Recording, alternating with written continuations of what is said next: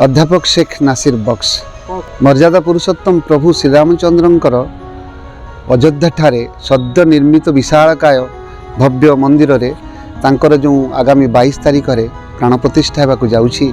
एही अवसर रे समग्र भारतवर्ष सहित आज विश्व चलचंचल होकर उठी। कोटि कोटि राम श्रद्धालु मानक मध्यरे आनंद एवं उत्साह रे उत्फुल्लित होकर उठी। से शुभ मुहूर्त को आमे समस्ते अपेक्षा करी रहीचु। से पवित्र मुहूर्त को मु आशा करुछि एई महासमारोह से प्राण प्रतिष्ठा मुहूर्तटी अत्यंत आनंदर सहित सुरुखुरे सेटा परिपालित हेउ एवं प्रभु रामचंद्र थिले शांति मैत्री प्रगतिर एक मूर्तिमंत्र जीवंत निदर्शन। सेतिपाई जातिर पिता महात्मा गांधी तांकर भक्त थिले। तांको आदर्श रे निज जीवन को से परिचालित करुथिले एवं महात्मा गांधींकर जो बहुत गुड़िए स्वप्न थिला ता भितर गोटे स्वप्न थिला रामराज्य को प्रतिष्ठा करिबा।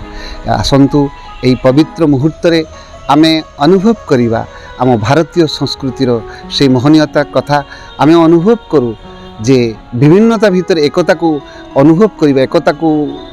एकता ही होची आम समस्तंकर लक्ष्य एवं आमे अनुभव करिबा आमे सब भारतीय।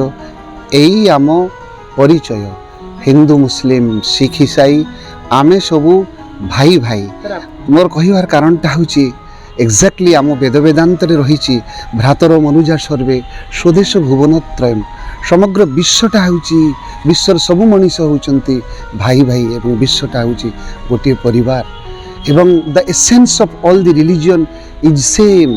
There is no any difference between the all the religion the means of dharma is जीवनं वर्धनांच ध्रियते इति स्वधर्म।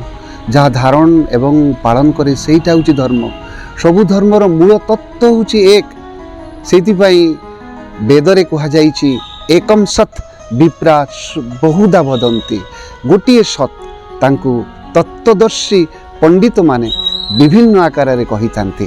जेमिति परम करुणामय रामकृष्ण कहिले जे कोई माटीते बसती जादेर धर्म गुरु जादेर सत धान्य गधूम खाद्य जादेर है कि तादेर पृथक पथ। सबका मालिक एक है ईश्वर अल्लाह तेरे नाम सबको सन्मति दे भगवान।